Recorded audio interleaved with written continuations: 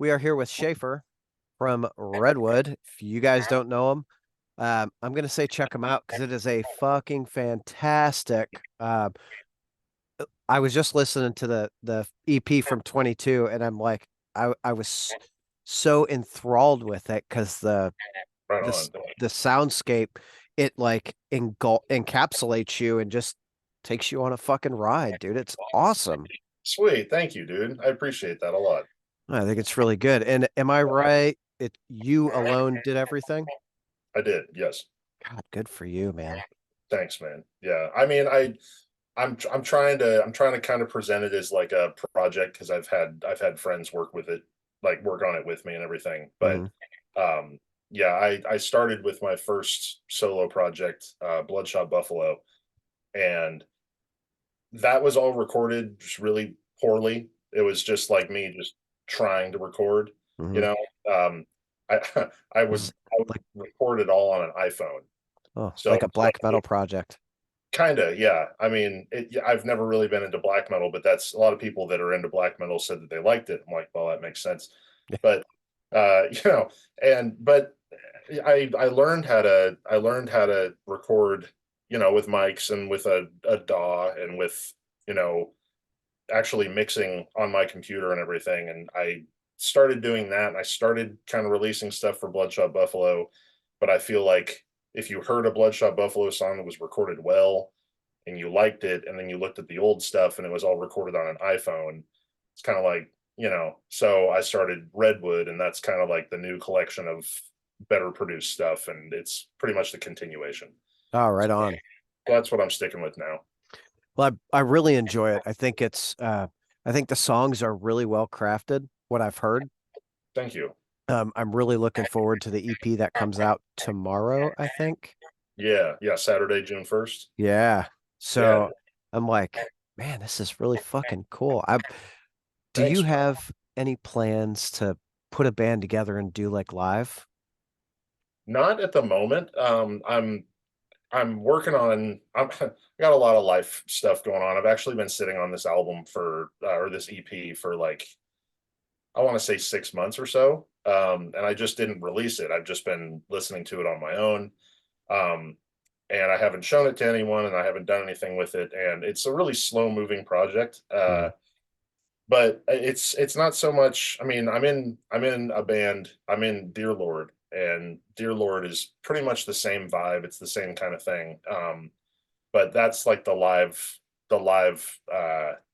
band that I do stuff with.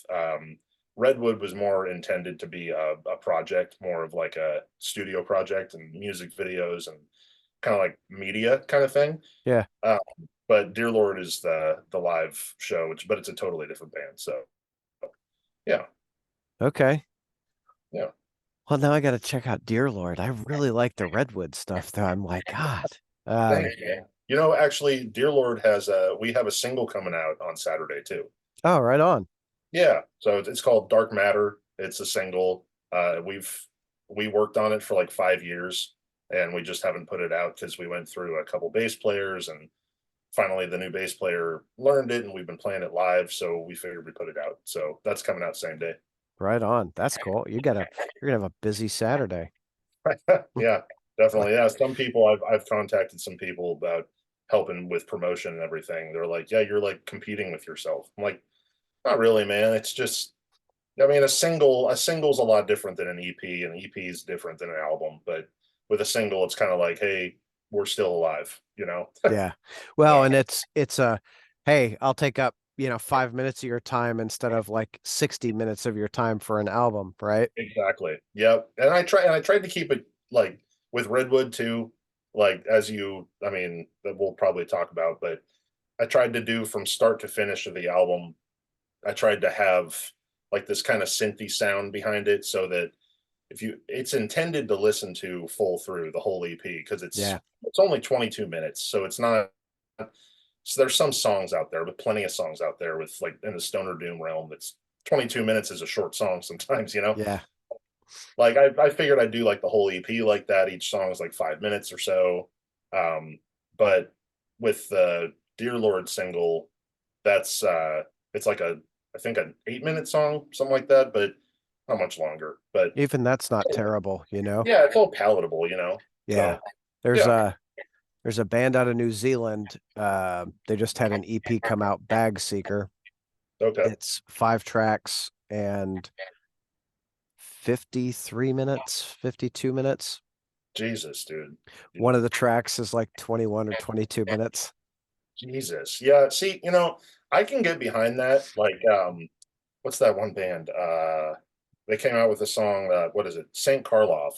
Hmm. They came out with Interstellar Voodoo. I forget how, I want to say it's like 45 minutes, 48 minutes, but it's, I believe, one song that was released with Majestic Mountain Records, and it was one song. It's a great song. It's interesting the whole time. If it can be interesting the whole time, then that's, you know, It's like sleep. kind of the, yeah, exactly. That's kind of the key. If it's not interesting, if like, I've never been into like like I've never been into that kind of stuff, Suno or whatever they're Hmm. called. Like I've never been into that personally because it's so, I like ambient stuff, but like when it's too ambient, then it's kind of like, this is for a certain thing. Like you got to kind of be in the mood for it. But Yeah. you can put out a single that's like 22 minutes long and it's interesting the whole time. That's a banger, dude. I love that stuff. Absolutely. And it's, Yeah, it's hard enough to craft 1 or 2 minute song that gets someone to really pay attention the whole time. And if you can stretch that out into hell, even 5, 6, 7 minutes, it's like, man, that's really good. Um, yeah, dude. That's, I inadvertently I did that with when I transferred over from doing recordings on my phone with Bloodshot Buffalo to doing recordings with an actual, like, an interface and everything. Um, I start with drums and then I go to bass and then I go to guitar and then vocals and I kind of tie it all in with mixing and all that. But um, I just to learn, kind of, it's not as it's not my best mixing, obviously, but it was my first try with like an actual interface. And so for Bloodshot Buffalo, I did a song. It's called Red Star Blue Mass.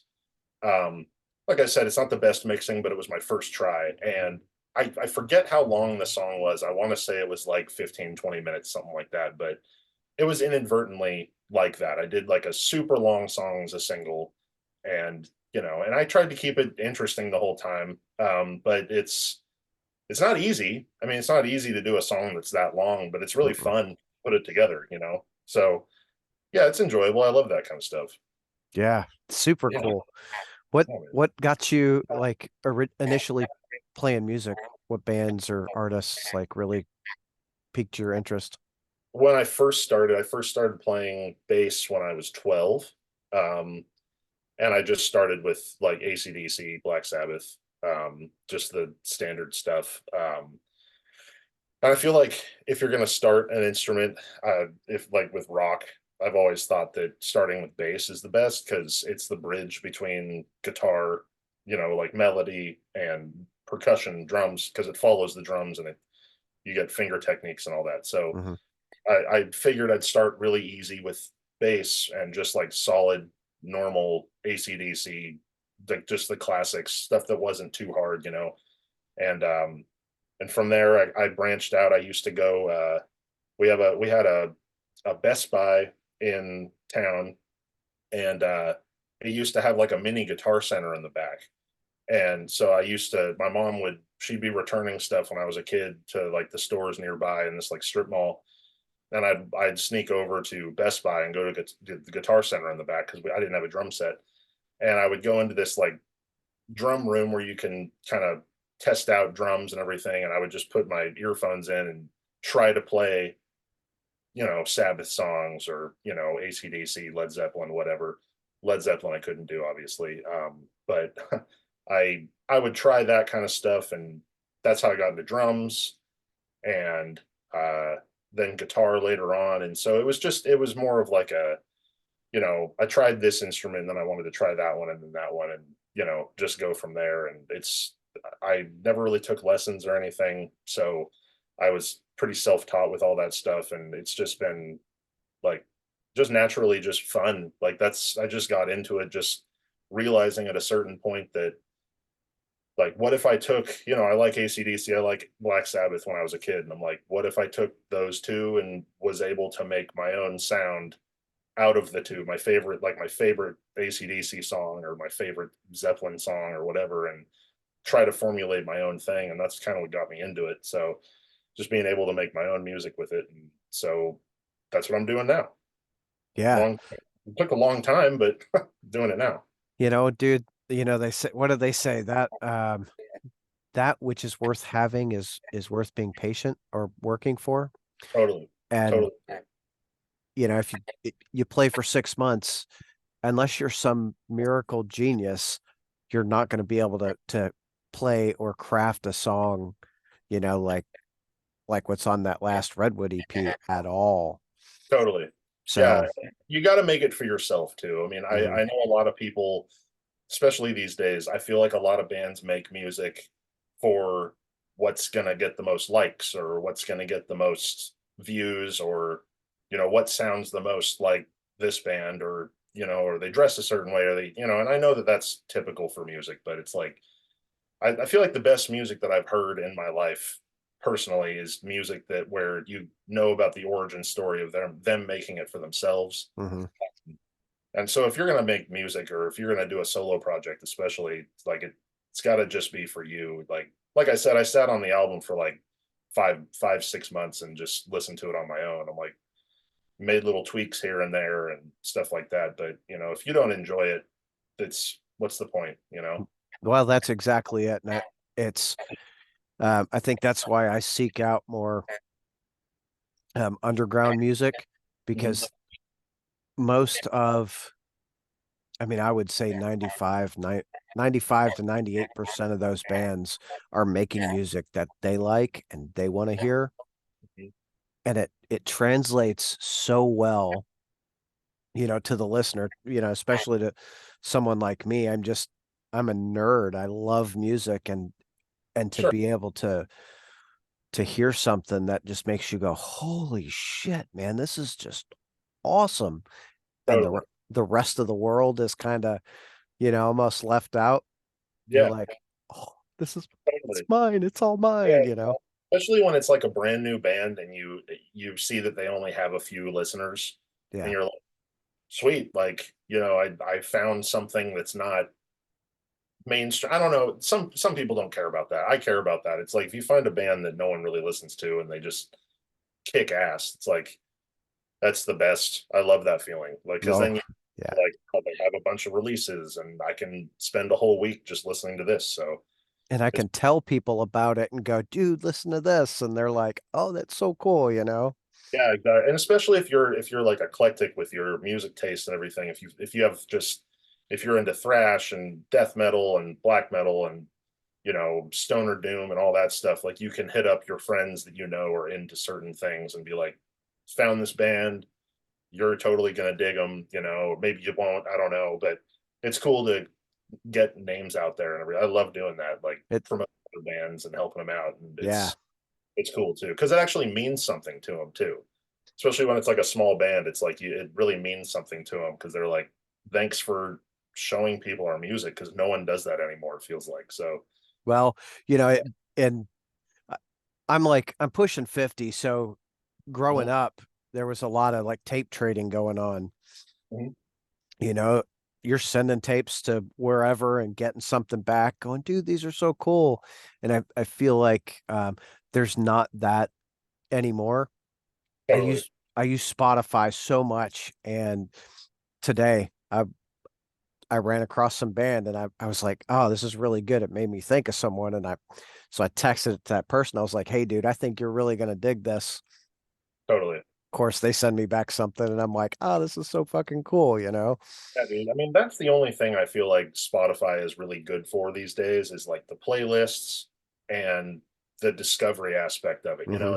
Not so much. I mean, I've seen certain sites, especially in like the stoner rock world, is like they're super super against Spotify because people don't get paid, and I get that. Like, trust me, I totally get that. Like, yeah, people should get paid for what they do, but I Hmm. mean, it like just discovering a band or having people discover your band Like that's the best part, you know, like that's, I mean, getting paid is a really awesome part of it too, but I haven't made a lot of money with any of the music I've made.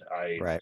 You know, and then you tell labels about that and they're just like, you know, get the fuck out of here. You don't make money. It's like, yeah, I get it. You know, we should make money for our art and everything, but like I know it's a business to a lot of people, but um just having people listen to your stuff and seeing that there's like a few listeners and you know the listeners are going up and stuff like that and just keeping track of that kind of stuff, not obsessing over it, but like just seeing that that's even happening and it's Yeah. people who don't know, you know, Yep. it's like that's a great feeling. And if you're not chasing that feeling, it's like I feel like sometimes it can be done for the wrong reasons, you know. Well, and I think, when you get into the business side of it, right? Obviously, you look at the labels and they're like, "Well, we want you to make money." Well, no shit, right? Like I do it because I love it, but I want to make money too. For a Yeah, band, exactly. it's I feel like it's a lot better for a band or an artist to do it and self-release everything because for them, they're gonna be able to track literally everything. And when something sells, the majority of it goes to you, versus a label. Especially with Bandcamp. Like, I mean, like for Dear Lord, when we play shows and we get any money for shirts, I mean, we don't really tour just because it's just not really in the cards for us. Then Mhm. it's a lot of it has to do with me. I've never really traveled well. Everyone I talk to about touring, they're like, it sucks, it's Mhm. terrible, it's horrible. I'm like,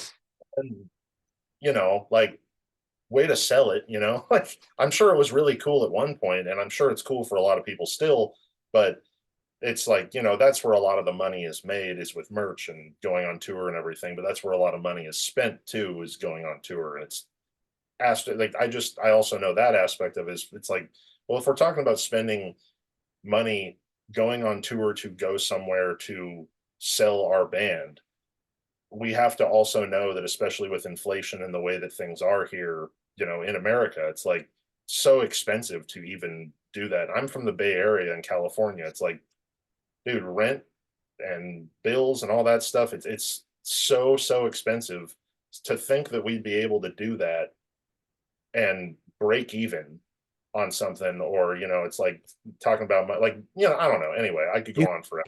No, I'm with you, but you could make it profitable, right? Like I'm going to tell you the exact opposite of what you're saying, Yeah, right? If you really wanted to do it, and you're saying you don't travel well, I get it, dude.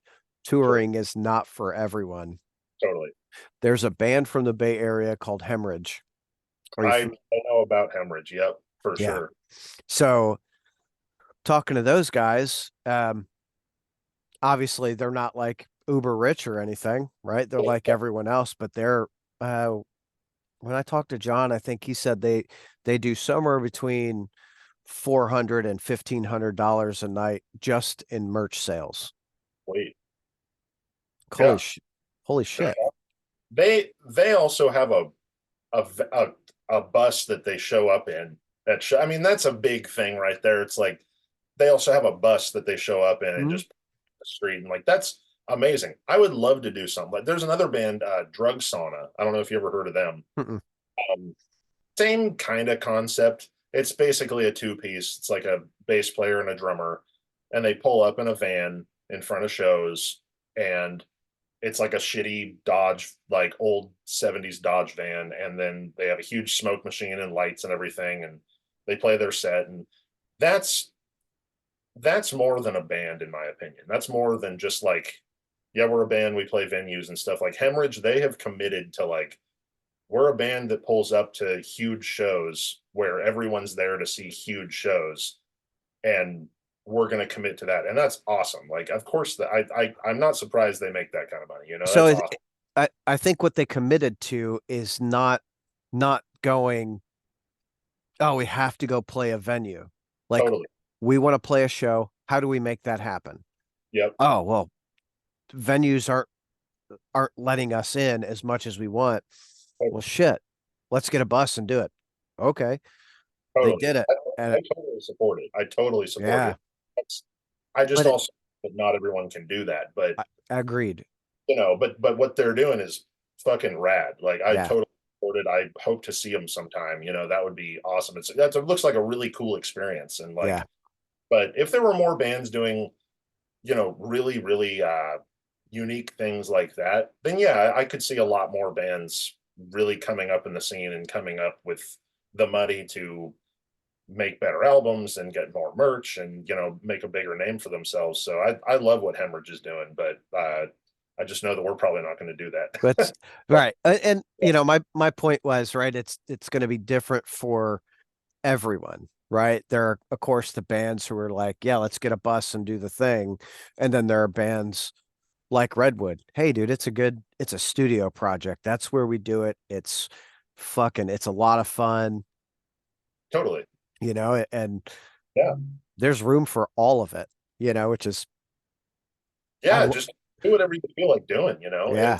And I support all of it. It's great. It's like I know a few bands that have been on tour and like even coming from like I talked to this one guy.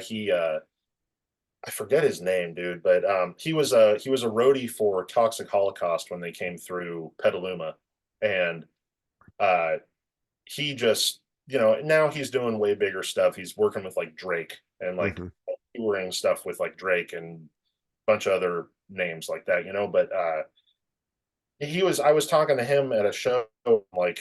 How do you go on tour? I mean, you're driving a bus for these guys. Like, how do you do that?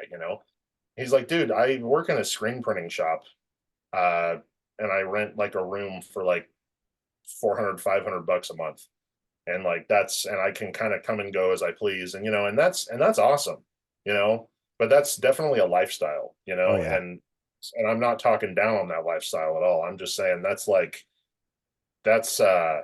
you really got to commit to that. And there's a lot of people out there that are really willing to do that. And some people are more happy with a 9 to 5 and coming home and working on their project and working on their band on the weekends and playing shows on the weekends and stuff. And, so like you said, there's a whole spectrum of it, but it's, Yeah.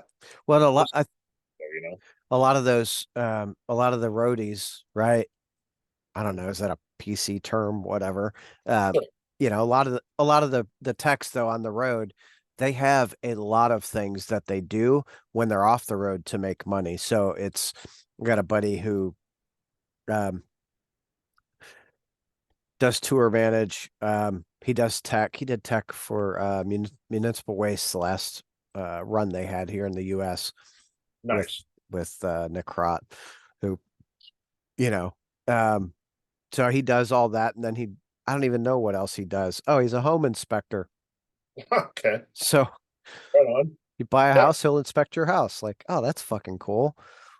Yeah. It's, that everyone's got a totally different, situation in life and everything. Yeah. And I think it really has to everyone has to be on board with touring. And there's like bands like Cadabra or Rickshaw Billy's Burger Patrol. Like, seems like they're always on tour, and Hmm. that's awesome. I know that like one of the guys in Cadabra, I know he's like married with one or two kids, something like that, and I'm sure that that's really hard being away from your family all the time. It's like, but if that's what you're willing to commit to for your band, that's Yeah. awesome. I feel like there's more people in the scene that wish that they could do that than not. You know what I mean? So it's Well, admirable in its own right. well, that's absolutely it, right? It's like you've got the people who are like willing to do whatever to make that dream come true. And then the people who, like, shit, let's play music. We play for free beer or whatever it is and Totally. enjoy what we're doing. And Yeah. I, And I like both sides of it. It doesn't fucking matter. exactly. You can respect it on both sides. I mean, it's not like I'm saying like people that don't tour and do it for fun and they just do it because they like doing it or they like their own music or whatever. Like for me, like I said, like just getting people to listen to the music. Yeah. That's that's all I really like require, I guess, or as far as getting fulfillment out of it. Yeah. Uh, but for some people, they're like, nope, this is like what I want to do with my life. I want to go on the road and everything. And that's the coolest thing I think with the whole scene as a whole is like it's all positive. Hmm. Like it's all dream driven kind of stuff. And it might not I don't think that one makes one dream makes the other one small. You know what I mean? It's like we all want everyone to listen to it. It's just how you go about it. It's like it's just your own choice. You just got to be willing to do what you got to do for it. That's And the for me, be I just dedicated years and years to just learning a bunch of instruments, and I'm like, yeah, that's how I have fun with it. Yeah. And that's the beautiful thing, right? Like that's probably the best thing about music is there's room for everyone to do whatever the fuck they want, Exactly. Yeah. and no one really gives a shit. Like, is it good? Do you enjoy it? Awesome. Keep going.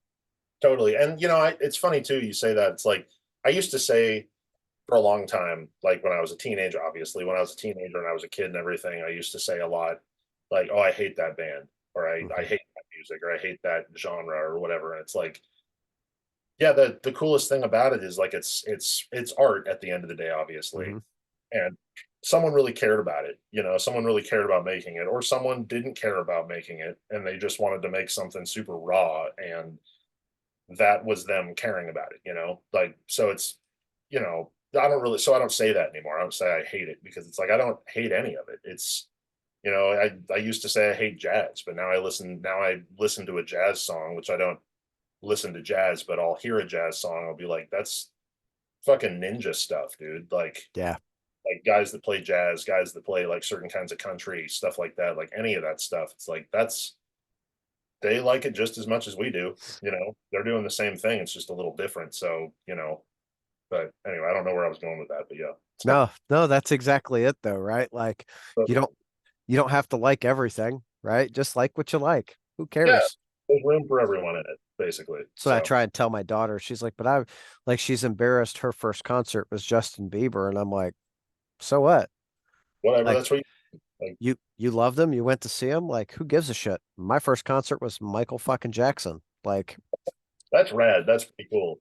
it, And I feel like Justin Bieber with his exposure and everything. I mean, she'll be older someday and she'll say, yeah, my first show was Justin Bieber. It's that's the like, hope, right? yeah, that'll be cool, or Yeah. Taylor or whoever it is. It's like, yeah, they're mainstream and whatever, but so was Michael Jackson. But now look at Michael Jackson's legacy. It's like now you Yeah. say that, wow, like that's cool, that's Yep. rad. No, So that's exactly it, right? Everyone starts somewhere, and it's generally in the popular realm of music. yeah, Again, who fucking cares? yeah, dude. Yeah, no, my first big show was it's before the Sword was big, but the Sword was opening for Lamb of God and Metallica, Oh and I saw fuck.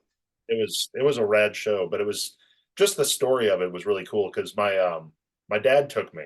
My dad's like an old Vietnam vet, like I mean, a Vietnam vet listening to Lamb of God. It's kind of like you know, Yeah. kind of he wouldn't go unless it was for me. So he's like, okay, well, you want to go to a show, and I was like a kid, so it's like, yeah, let's go to the show. So we went to the show, and he, I think he brought a headlamp, and he was reading a book the whole time. We were just sitting in the stands, and he was just like reading a book and having a beer and everything. And I'm like seeing my idols, Metallica, and it's like greatest moment of my life kind of thing. And then we went home, and it's always been like one of the most touching stories in my life. But like we get home, and my mom's in a neck brace. She's like in like a neck brace, and she's all beat up. I think she had like a black eye, like all this stuff. I'm like, what happened?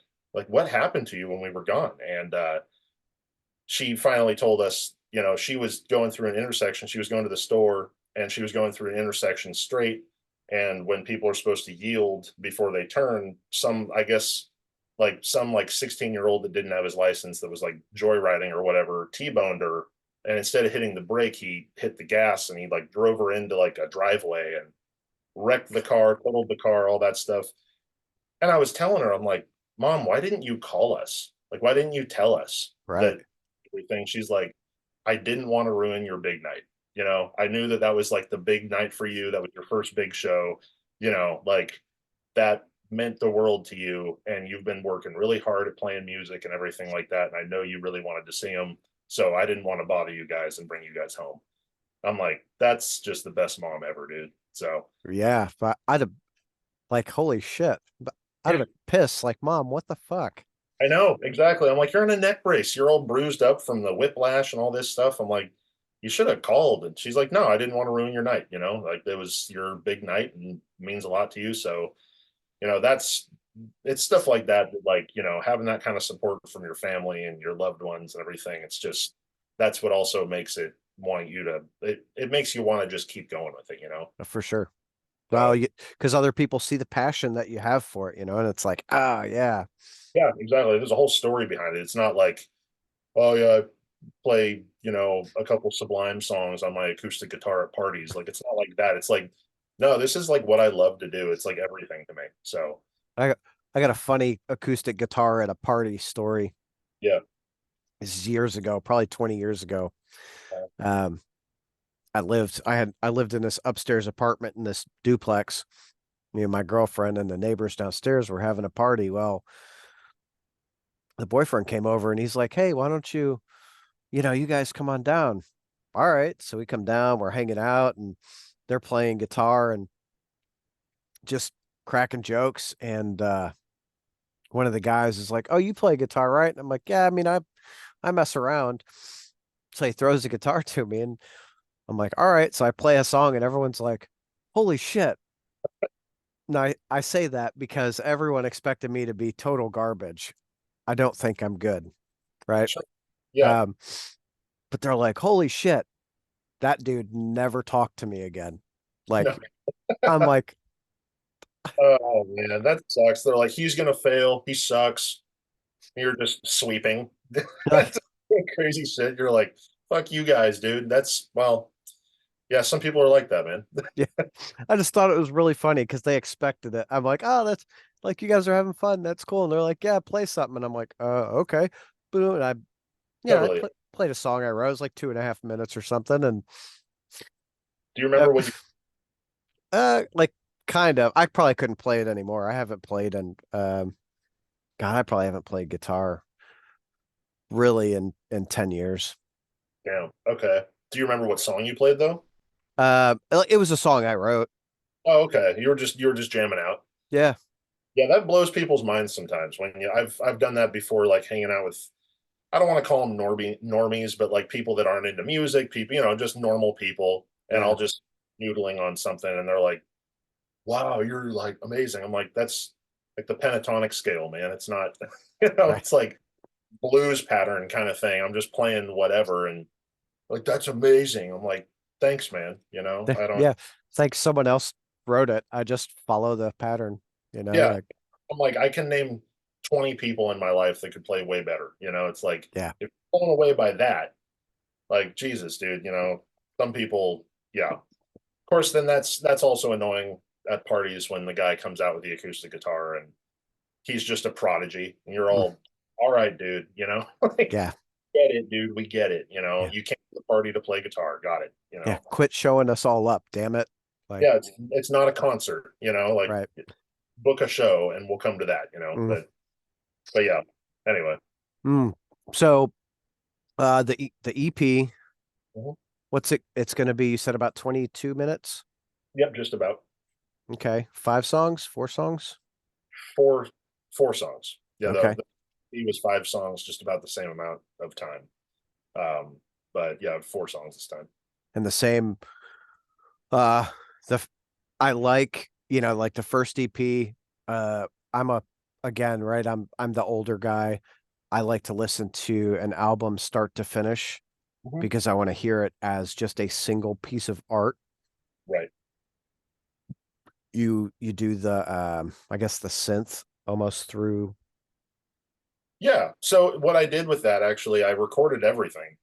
Excuse me. And excuse me, Jesus. And then I Just just synthed over the whole thing. Like I just played. I have a pedal I use. It's the Canyon pedal. Um, and you turn the effect all the way up, and you turn the dry signal all the way out. And there's like a shimmer effect. It sounds like synth, but uh, but then I just went over the whole song, just like hitting chords in the background that match the chords in the songs. And if you just do that from start to finish of the whole album, then it makes it sound like one whole, unified piece. So that's how I did that. Yeah, that's like that piece of glue that just holds it all together. Exactly. And you can still listen to songs on their own. You know, it just, but you can noticeably hear like coming out of this one song, at the end of this song it's in E, and then I kind of transitioned with the synth sound to like A, and then that's the first note of the next song. And I tried to construct it well for the listener, you know. So I'm glad Yeah. you liked it. Yeah. Yeah, it's fucking awesome. Like I sent it as soon as I heard it, I sent it to a buddy of mine. I was like, "Holy shit, you gotta listen to this." Thank you, dude. That's He's awesome. he's at work and he goes, "I gotta get home and put this on my stereo, dude." I'm like, "Hell yeah, you do." That's Yeah. what's up. Fuck yeah. Yeah, Like, that's I have one song on the which I was gonna mention is the fourth song, Void Rider. Um I had recorded that was one of my favorite songs that I wrote for Bloodshot Buffalo. Um and that's it's an old Bloodshot Buffalo song. So when the EP comes out, if you look up Void Rider Bloodshot Buffalo, I have the same song out. I had an whole album called Void Rider, but that was my favorite song off that album, and I wanted to redo it, you know, with the updated recording setup. yeah, So if you ever wonder what I'm talking about with how it sounded like shit and how it sounds now, it's like it's maybe that's like 2 years. I think 2 years between the two, so 2 or 3 years, something like that. Um, but I think it's come a long way. I mean, it's a lot better than recording on an iPhone 6, you know. wow, that's true. Yeah. Yeah. So that'll be a fun. I think that'll be a fun thing to be able to show people. Like this is the same song. You can hear it. It's like the demo version, kind of. Yeah. So yeah, This is like when I recorded in my garage, and this is actually in the bedroom with a good. exactly. Yeah, this is when I recorded in the garage, and then I moved 20 feet to the other side of the house and Yeah. recorded. Yeah, Yeah, professionally now. Like, woo. exactly. Yeah, professionally with a microphone, not just a Yeah. phone. You know? So it's a good change. I think it's a good update. I'm really proud of it. So So what with the release Saturday, what do you hope comes of that? like I said before, just exposure, I guess. Getting some more followers for the next time I put something out. I'm probably going to put it out on CD. Um, so yeah, the first EP I put out on CD, it didn't do. I mean, it was brand new. It was I was like no one knew about Redwood. It was Mm, like the first, like I started Redwood, dropped that EP. No one really knew who it was or anything because I was trying to keep it kind of anonymous. mm. Um, So hopefully this next CD sells better. But that's kind of all I'm trying to do with it. I did like a small merch run with the first EP. I did like 20 shirts, something like that. And those all sold out, but not all the CDs. So I'm probably just gonna do some merch and get some more exposure with it. I might do a music video. So not sure, but it's all DIY stuff. It's all just, at home kind of thing. So I'm really grateful though for any kind of exposure it gets because it's really hard to get stuff out there. Oh, yeah. I mean, you, it's like throwing a glass of water into the ocean. Like But, someone will touch it at some point, I hope. yeah, exactly. You And it's know. the same thing too. It's like, I've dedicated so much of my time and energy. I grew up an only child and I had a lot of time alone just to do my own thing. And what I did with that was learn instruments. And so I look at that like, well, that's probably what I've put the most energy into. So if I were to die tomorrow, it's like I have all this stuff online. It's like at least I put it out. A lot of people dedicate a bunch of time to learning instruments or something. They never put out their music. Yeah. And then, it's like when you're gone, there's not going to be anything to show for it. So I think that's important too. Yeah. And it's both the good and the bad with the internet. You put it out there and it's there forever, Yeah, right? exactly. So if it's bad, you're like, fuck, I'm just stuck with it. Yeah, especially if you lose a password. Mm, You lose a password and you can't take it down, you are stuck with that terrible video or song up forever. And I've had that happen. And God, it sucks. Hmm. It's Yeah, like, someone's like, dude, I found this. And you're like, no, no, you weren't supposed to. exactly. I hope that net, yeah, it's like that's the thing about older generations too. It's like, older generations didn't have the whole, I'm going to post everything. I'm going to make a YouTube account when I'm 13 years old and make the stupidest videos possible, not use it for 10 years, forget the password. And now I'm an established adult and everything cringy you did as a kid is now out there. And yeah, it's a shitty feeling. It's Yep. like, It's all yeah, part of it though, right? It's all yeah, part of growing up. Like we all make mistakes. yep, Luckily, right, when I was growing up, no one had cell phones and yeah, cameras and shit. So, yep, exactly. And that's the thing too, is it's funny. I was the last, I believe, because I'm 30 years old. I was the last generation that, like, I didn't have a smartphone or social media or anything until the year after senior year of high mm, school, like 2012 area, like that time. And God, I'm so glad. I'm so glad because yeah. like these kids, like filming everything every day, like copious amounts of content of them just being stupid. It's like that's gonna suck to have to go through all those videos and take them all down someday when you want a job or when you don't want. And there is no, you know what Yeah, I mean? Like I I'm a weirdo, right? Like I get into like pretty gory shit and I a lot of like gunshots and I really. watch these videos of people getting shot. Mhm. One dude today, this video's been around for I don't know, 6, 8 years, I think. Maybe Mhm. not that long, but it's been around a few years. And he's like playing with the gun and he accidentally hits the trigger and it pops him in his mouth and pops out all his teeth. Oh Like, God, dude, that's brutal. I would not want that video on the internet. Like that's no. like, yeah. Or I've seen videos like that. Like most people, I don't think you're weird for watching those videos because they're out there. I Hmm. feel like there's always types of people that are like interested in the morbid stuff. They're Mm. like, holy shit, that guy got his head cut off. It's like that's I've seen every, those videos too. Yeah.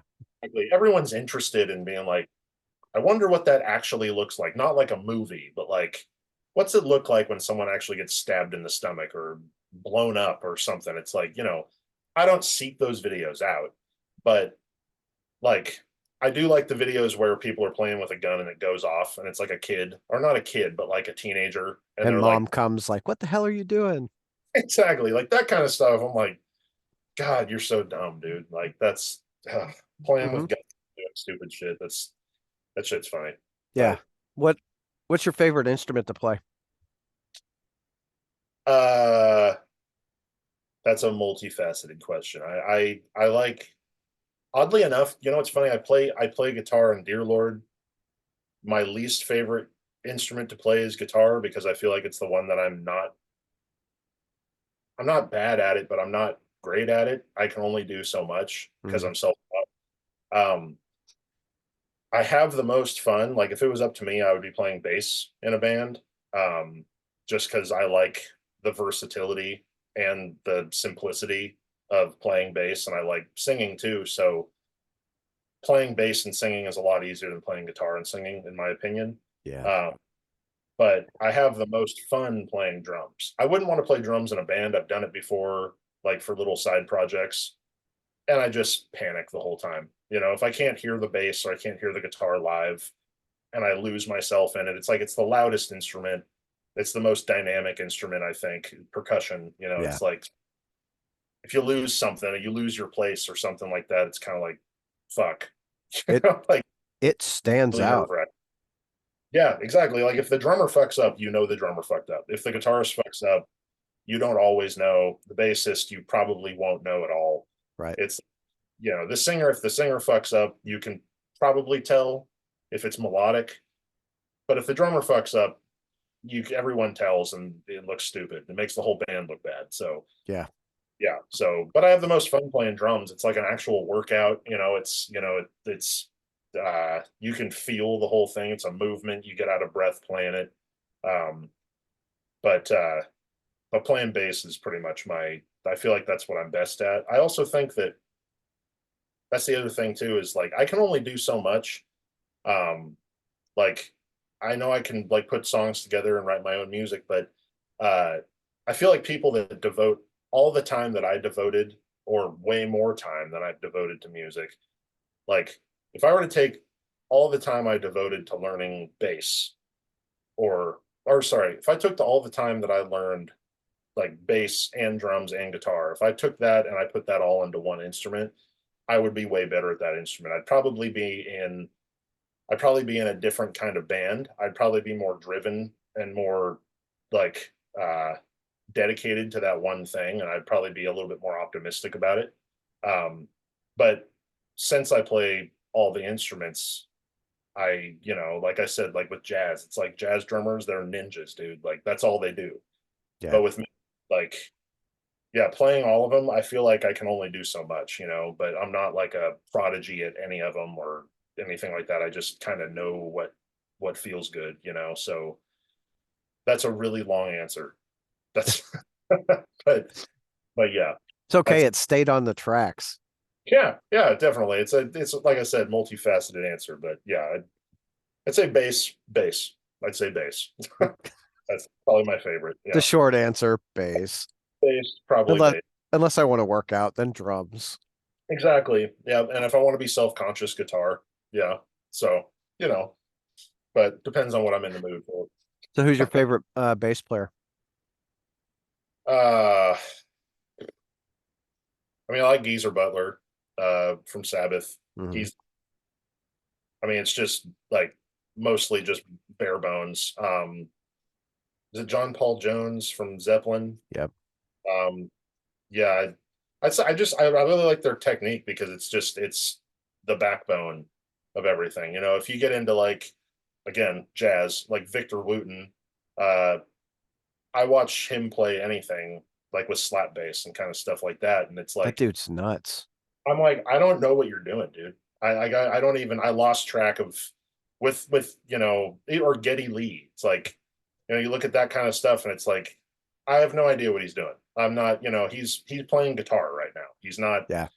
He's just playing guitar on a bass, and it's a technique that only he knows.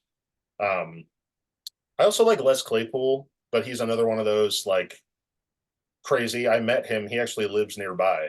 Oh, He cool.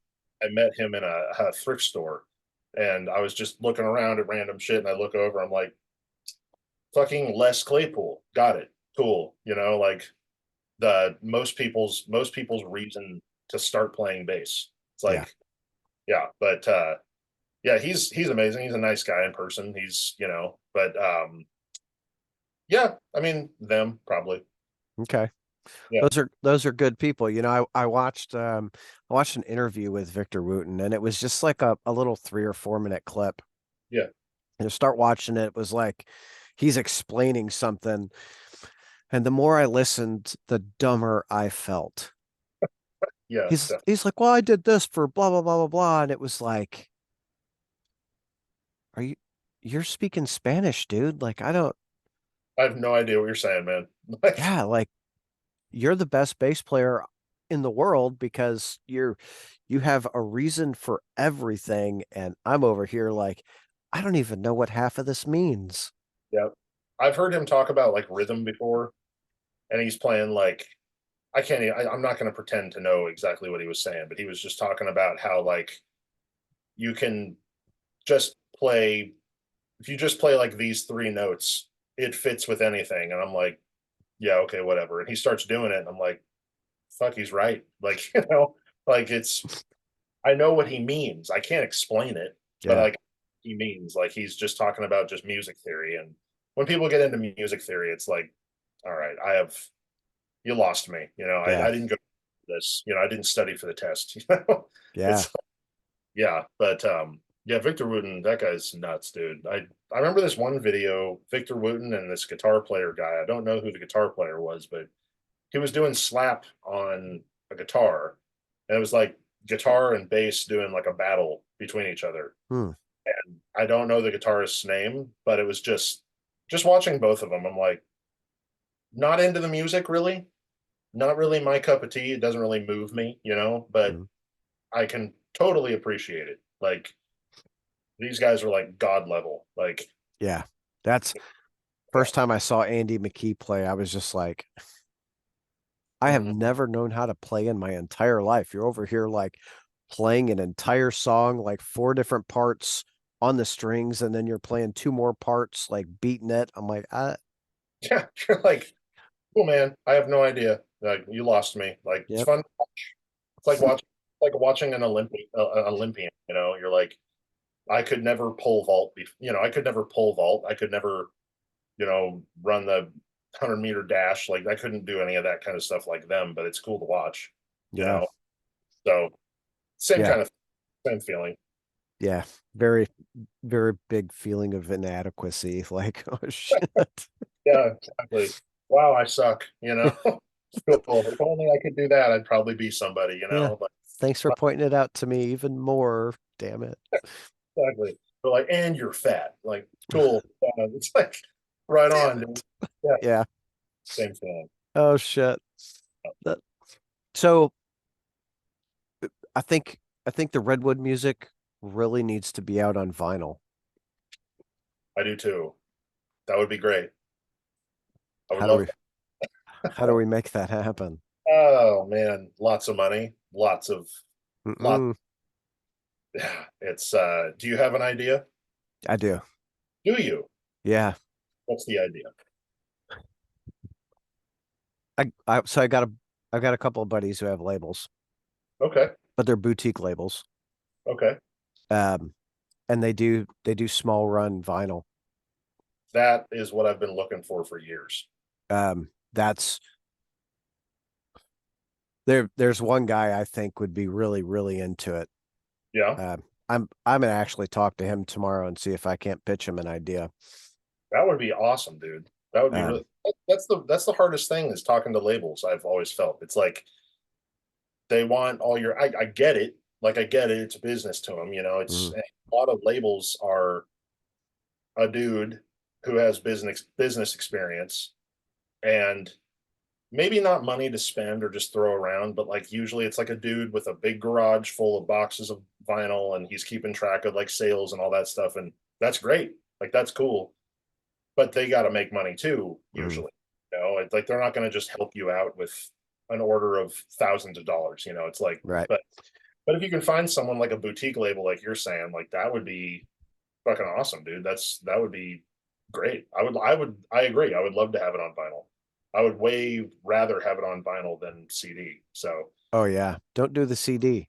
Like yeah, I'm gonna tell you, don't do the CD. And like, yeah, even if, dude, we could find a place that would press 20 vinyl if you want them to just press 20 vinyl.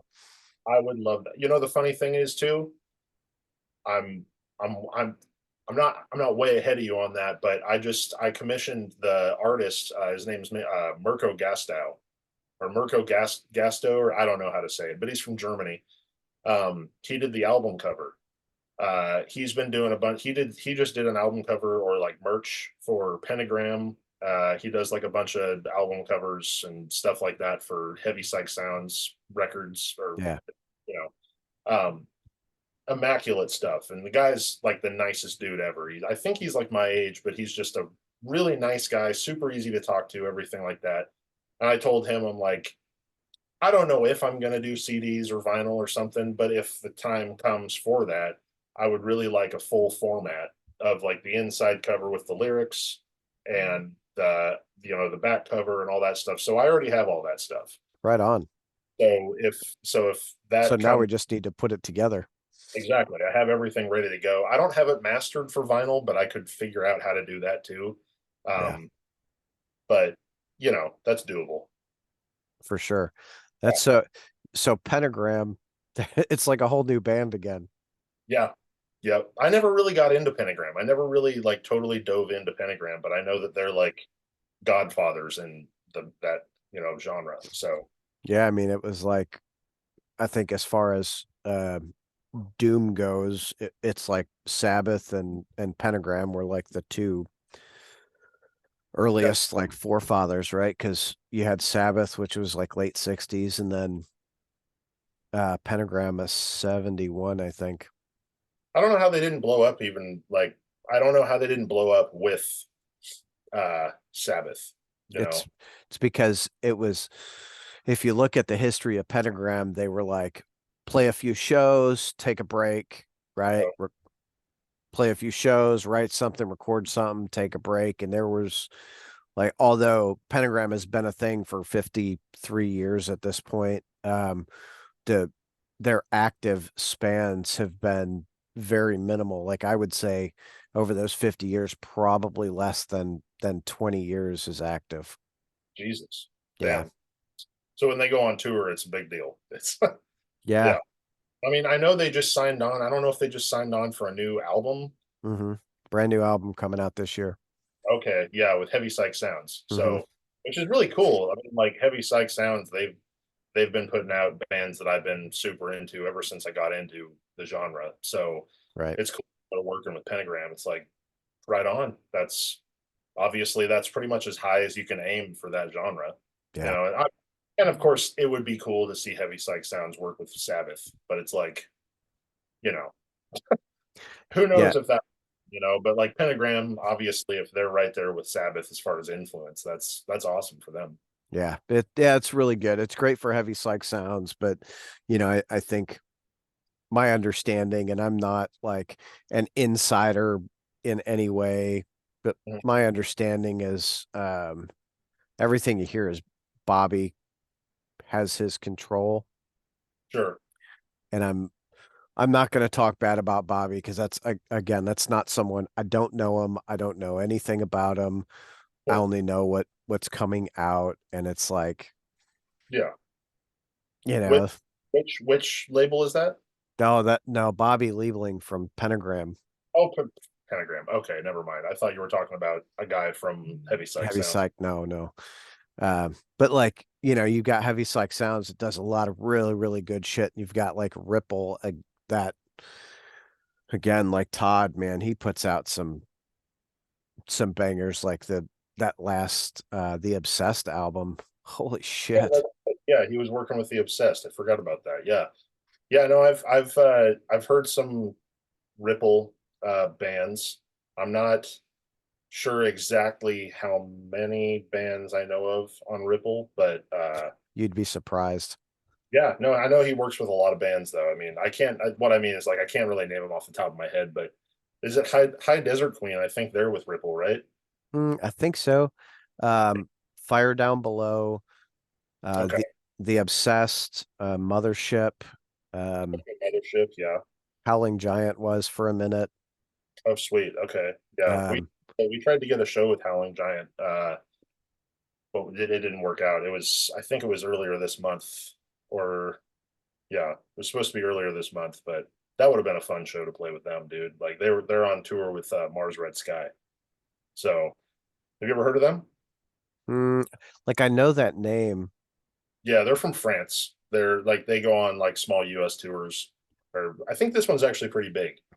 But anyway, I saw them coming through and I messaged I because I handle all the social media for Dear Lord and all that too. So I'm like trying to message who I can message, but you got to send the right email to the right person. And so I'm like, I think I probably dropped the ball on it. There was probably the right way to go about it or talk to the right person. But yeah, maybe next time. That's it, dude. You Hard just man. it's just about making those relationships however you make them. I mean, Exactly. that's where most of this comes from. Like I just had the Howling Giant guys on, Yeah. which was a really good it was a really good conversation. Those dudes, I saw them at a festival last month, and it was a 420 fest. Nice.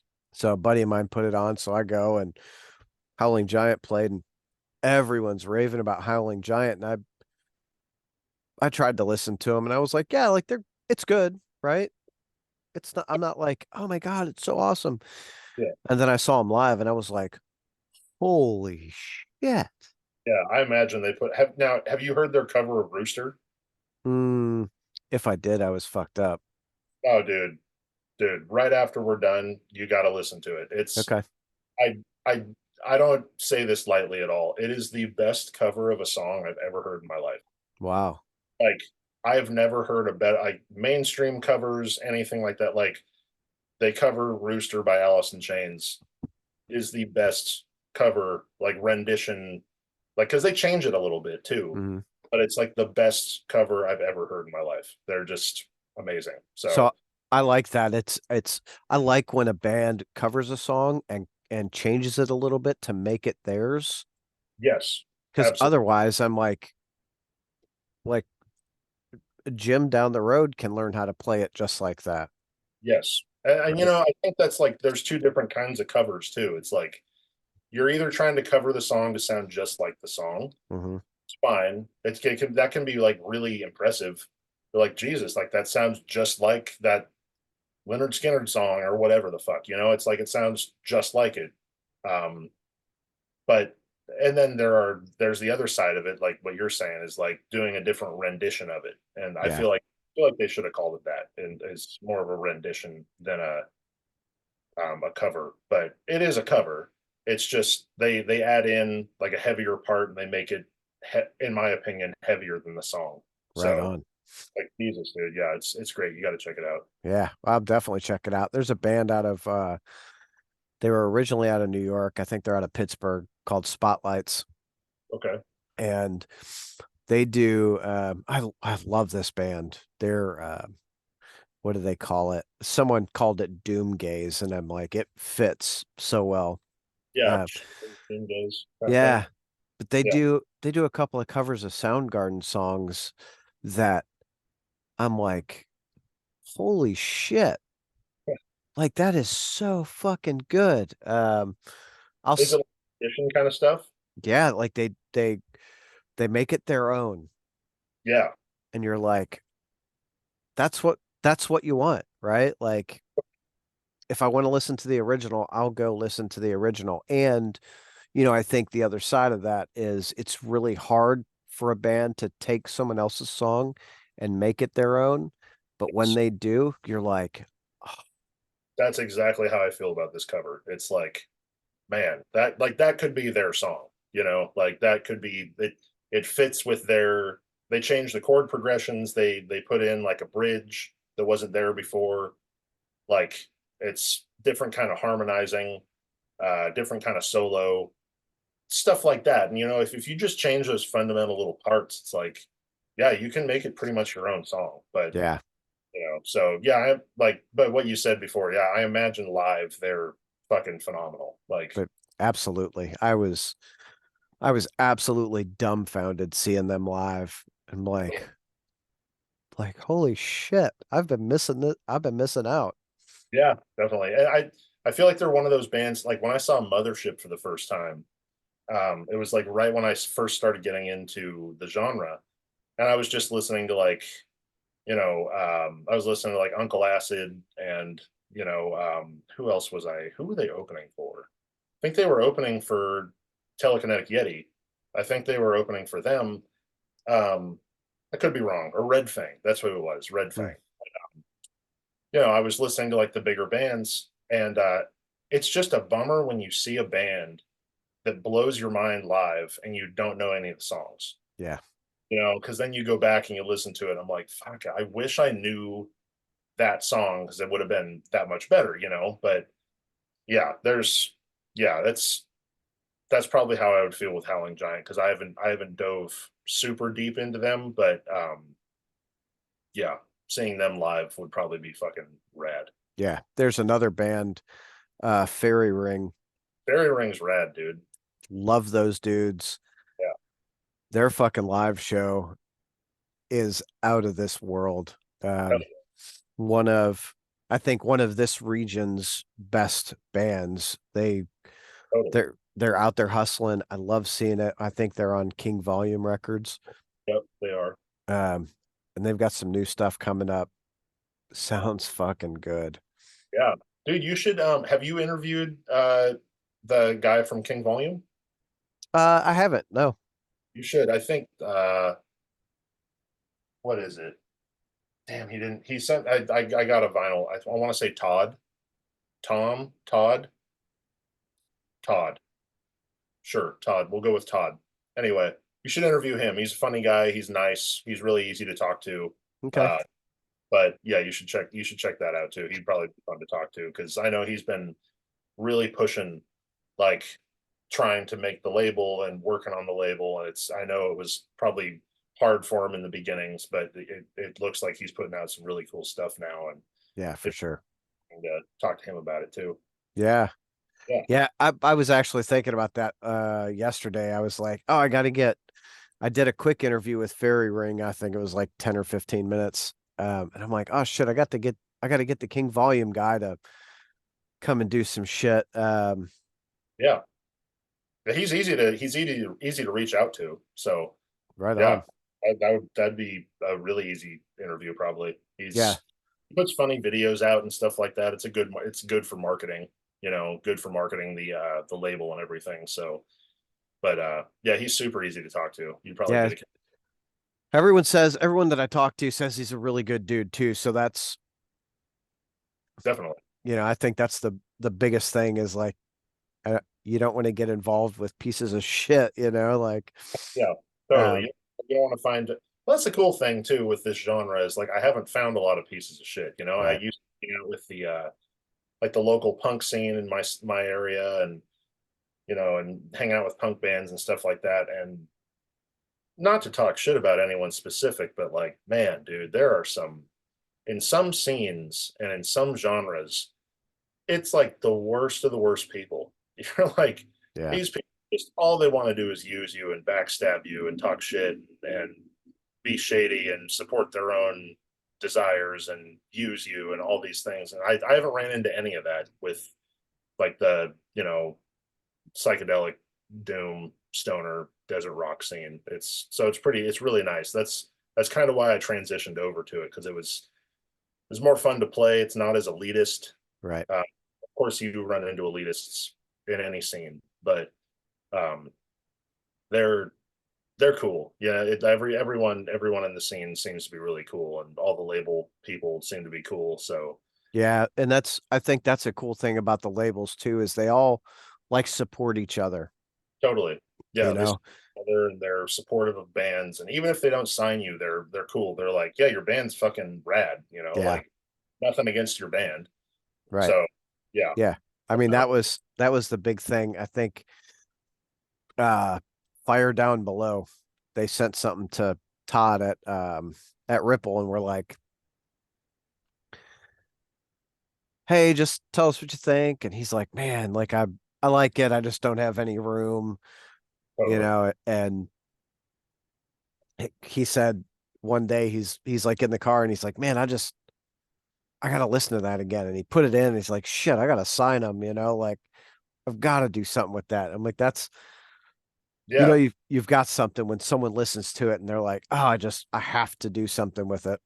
totally, yeah. That's I would say that's like the tier two dream. Like you want Hmm. to get people to listen to it, but if you can get someone who can actually help you with final distribution or something like that, that's like the next side of it is like if someone believes in you the same way you believe in it, it's Yeah. like that, or even doing an interview or even anyone showing any kind of appreciation of it is like that it's like it means so much more to the musicians than it's like it's fucking like it means everything. So it's like musicians, especially like me, like you spend so much time working on it, and you spend so much time just riding around in your car just listening to it or listening to it at work or something, and then other people actually like it, and and I would say that I'm pretty modest about it, but it feels so foreign when people say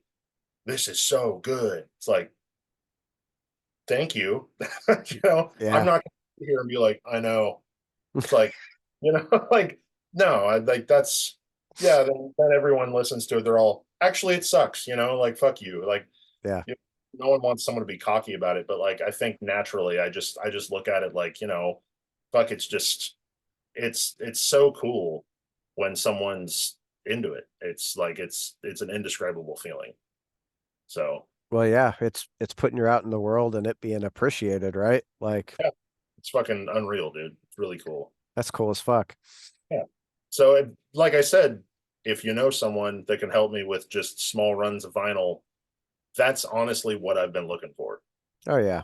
Like, That's all I've been looking for is dude, I've just I've got a list of pressing plants and they will do as big or as small of runs as you want. Like that's you and rad. you and I could put it together really easily. Dude, that'd be fucking amazing. I would love to do that. That's all I've been looking because I feel like too, like talking to labels, you know, it's like, hey, we'll sign you and we'll make X amount of label or X amount of vinyl, and then you get this amount of vinyl, and then I get this amount of vinyl, and I sell mine and you sell yours. And if it does well, then we'll do it again. And then you're under this pressure that you have to sell it and they have to sell it. And if they don't sell it, then you have to buy it back or whatever it might be. You know, it's like, I'm not trying to do that, dude. Like, I'm not, Right.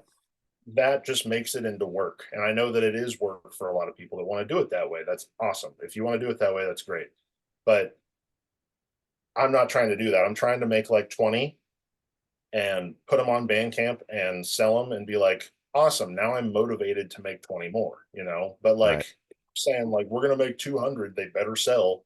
It's like, yeah, well, if they don't, I'm going to do everything I can to make them sell. But if they don't, then what? And then they're like, well, shoot, you owe us a bunch of money. I'm like, well, then that sucks. I don't want to do it. Well, I think it's different when you're doing, even at like the 200 record deal is Totally. labels aren't expecting you to reimburse for that 200 records, right? Like That's I th good. I think at 200 records they're probably in for it a little bit. And I say that there Totally. are probably labels out there that would expect that, but that's all part of that. Let me see what I can do, right? Let's have this conversation and know exactly what I'm getting into. Yeah. They're taking a chance on you too. Yeah. It's like, and it's like, I get that. That's great. It's like that added level of stress that can come with it, Mm, especially if you're working with someone that's like, because all the labels I've talked to, they're like, they're straight up about it. You know, now I'm not going to name any names, but like any labels that I've worked with or talked to about signing Dear Lord or Bloodshot Buffalo or Redwood or whatever, they're like, it's great. I really like it. Like, it's nothing against the music. It's just, I have to be really, I already took on a bunch of projects that I'm already working with. yeah. And like, I'm navigating it just like you're navigating it, you know? So it's like, it's not that I don't believe in you and it's not that I don't want to do it. It's that like, I'm taking that chance on people. And like I said, usually it's like a guy in his garage. It's like, they're Yep. taking it just like you are, you know? So I totally get it. It's no ill will or anything like that. It's like, I don't take it personally. It's just like, it's a bummer when it doesn't work out. But if you could do it at a smaller scale, that's exactly what I'm looking for. So Yeah.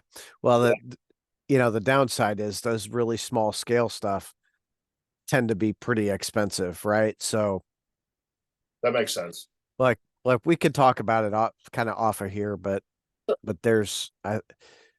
I bought a record from someone and I think it was a super small run. I think I paid $60 for it. Totally. I'm like, Yeah. oh shit. Yeah, totally. And that's, you're either going to eat the cost, which gets back to being a band and trying to make money, especially in this economy. Yeah. You're either going to eat the cost, which is what a lot of bands I imagine have to do, uh, or you're going to sell it for a shit ton of money and it better sell, or you're going to hope it sells, No, and it's not hope it sells. It's figure out a way to make it sell, right? Like, and I think, definitely, there's a lot of that because in any sales job or any job where you have a product, right? The goal isn't just put the product out, let it sit there and sell. You figure out ways to make it sell, right? If that product is music, uh, there's a band local here. I say local. They're making a lot of news. Belushi Speedball. nice. Yeah, Um, totally. so the one of the cool things that they do is like the merchandising. They've released albums on an N64 cartridge. They put out a single on a slice of pizza. Um, yeah, yeah, they dude, Teddy Ruxpin.